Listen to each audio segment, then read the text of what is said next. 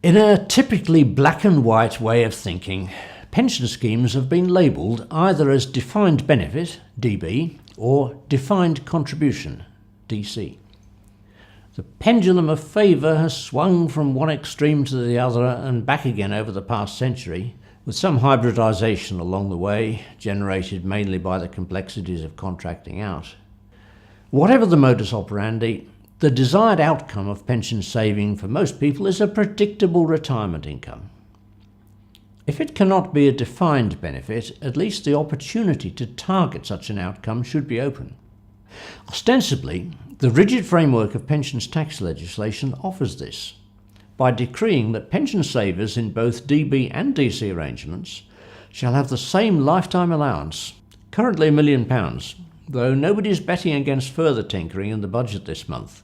It doesn't work though. With £1 million pot, a 65-year-old might buy an index-linked pension of around £24,000 per annum. Contrast that with the £50,000 DB pension allowable before the lucky holder is liable for a lifetime allowance tax charge. This grossly unfair disparity could very easily be fixed. All the government has to do is change the valuation factor in Section 276 of the 2004 Finance Act. If that were doubled, it would bring the LTA charge at threshold more nearly into line. But I don't expect that is going to happen. The reason is the effect it would have on the pensions of civil servants and most other public sector workers and, of course, politicians themselves. Because there is a rapidly growing divide. DB provision is increasingly a public sector phenomenon, while in the private sector, almost all pension saving these days is via DC arrangements. We need to talk about this because taxpayers are on the hook for approximately £1.5 trillion. That's the size of the unfunded public sector DB pension liabilities. It's about the same as the total estimated liabilities of private sector DB schemes, a measure which itself is hotly contested. So we who toil in the private sector need to be aware not only of the potentially catastrophically low rate at which DC pots are being funded, but also the future tax burden to cover the unfunded DB pensions in the public sector. That's why we need to incentivise pension saving.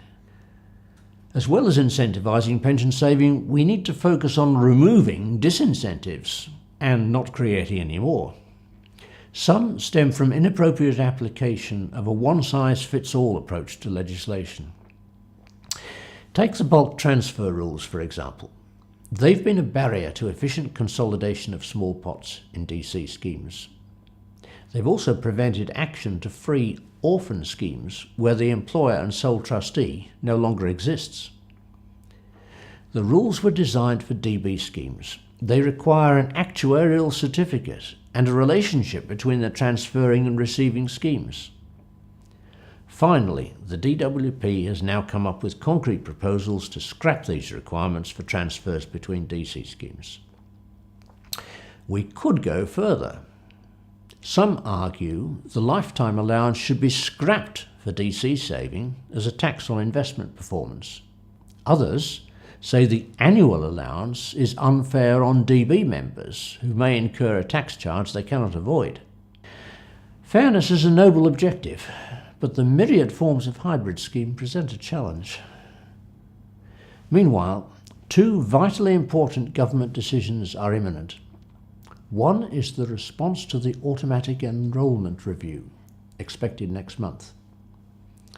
The other is the white paper on the future of DB funding, which might appear in February.